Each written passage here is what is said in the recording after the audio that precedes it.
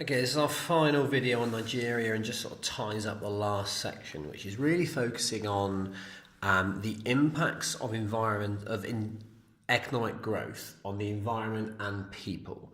So by the end of this section, you should understand that there's been economic growth in Nigeria. It has had positive and negative impacts for people and the environment. And again, this is a nice question to ask as a 9 marker. I can evaluate or to what extent question, which I'll show you at the end. But to me, this is a really lovely question, and there'll be lots to talk about.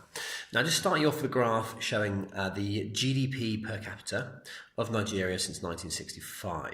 It sort of starts here, 1960, when Nigeria gained independence, and you can see per capita income goes up to about 3,000. This is done in US dollars.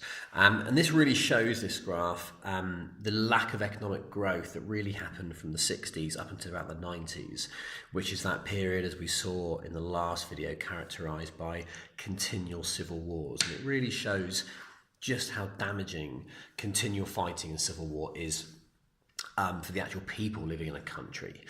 So this period was characterized by fighting, characterized by lots of debt, lots of borrowing, and really very little social progress or progress in terms of quality of life.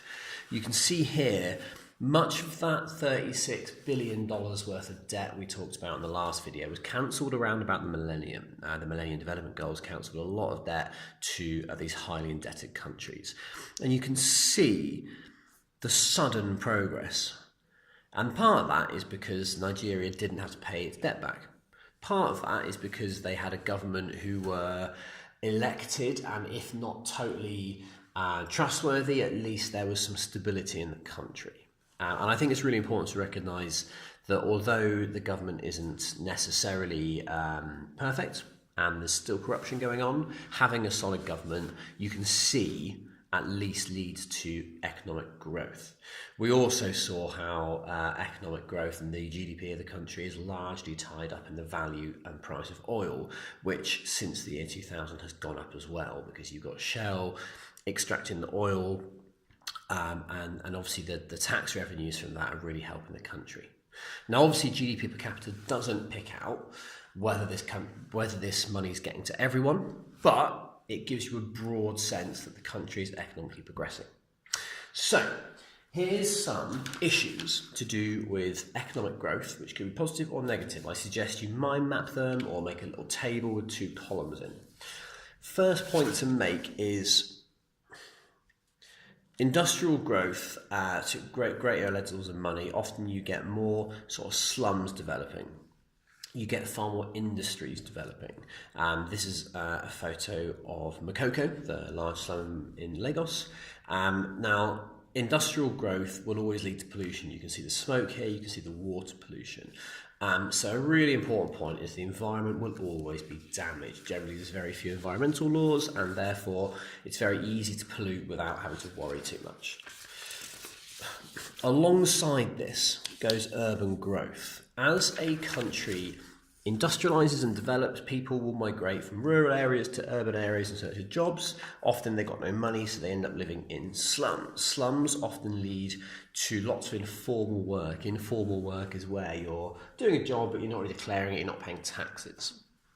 And urban growth can bring some benefits. People often move to cities, often have more opportunities. Perhaps they can get better jobs. Perhaps their families can get better educated. So people move to urban areas because they perceive that life will be better. But obviously you've got negative issues associated with slum growth. You've got the squalor, you've got the diseases that spread, you've got the lack of sanitary conditions. But it is also a positive thing. You often get quite nice communities here. And this is something you'll look at in more detail when you do the urban issues unit. Okay, another important point is there's been massive deforestation. Now, this is tied into this palm oil, which was a cash crop the British government demanded the Nigerians grew throughout the 20th century. There's been huge levels of deforestation. 70 to 80% of Nigeria's forests have been deforested. And part of this is because people were cutting it down for farmland. Part of it is its economic growth. Part of it is its urban growth. but it's a really clear, specific environmental issue associated with this growth. And here's another really important environmental issue associated with this growth, because as we said, it's shell, it's oil being drilled out of the ground. The pollution is always going to be an issue. Now, there's been various famous oil spills, particularly in the Niger Delta, one of which was the Bodo oil spill, and there's been a whole there's been multiple court cases, there's been multiple groups of people who have massively suffered as a result of this, but it's really important to recognise that this oil industry has been incredibly polluting. Now, one group of people who are particularly affected by the oil pollution, so this is now a social issue, is the Ogoni people. Now, Shell massively polluted the land that they call home, their community, their area. This guy here was a key figure in the protests by the Ogoni people against Shell, against the environmental damage. Now, he ended up being killed by the government because he was speaking up against Shell, and at the time, Shell were a TNC who were investing in the country, so the government didn't want to upset them. But this kind of shows how environmental damage can lead to social issues. And again, it's a nice little specific named example of something. Another specific named example here of environmental damage is the Bodo oil spill.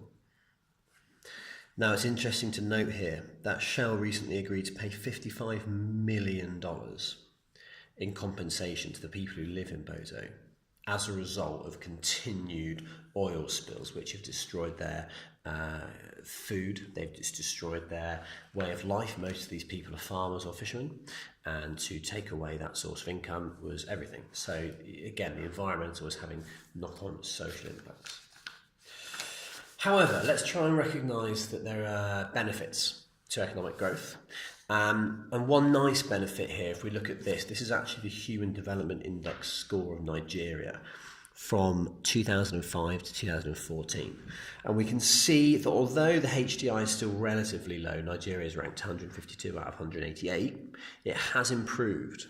So HDI is a compound measure looking at GDP per capita, looking at life expectancy and looking at literacy rates, and we can see that socially and economically the country must be improving. So therefore people are getting better healthcare, they're getting better educations, which hopefully will lead to improved quality of life, more opportunities for the large numbers of young people who are coming through that country. But then countering that is this statistic here. So it should be noted that Nigeria seems to be an incredibly polarised country. In this instance, there's a statistic here which shows 61% of people living in absolute poverty. Now, we looked at the start of the graph which showed that the overall wealth of the country is going up, but I think there's a lot of people that feel like this isn't trickling down to them. There are certain people in this country who are incredibly wealthy. The richest man in the country is a cement magnate, and he's worth $14 billion. The next richest person is an oil and telecoms billionaire worth $9.9 billion. The third one works in oil and is also about $1.8 billion. So there's a few people getting incredibly wealthy. Generally, they're in charge of companies. But this does suggest that socially, the majority of people perhaps are not getting the benefits. And again, in the Urban Issues Unit, we'll look at the slum of Makoko and we'll look at some of the impacts that's had. So, to me, this finishes up the unit, but it leaves a couple of really lovely sort of 9-mark style questions. Evaluate the impacts of economic growth, or to what extent has economic growth brought benefits. And obviously you would look at the benefits and the negatives. And to me, they're really nice 9-mark questions to answer.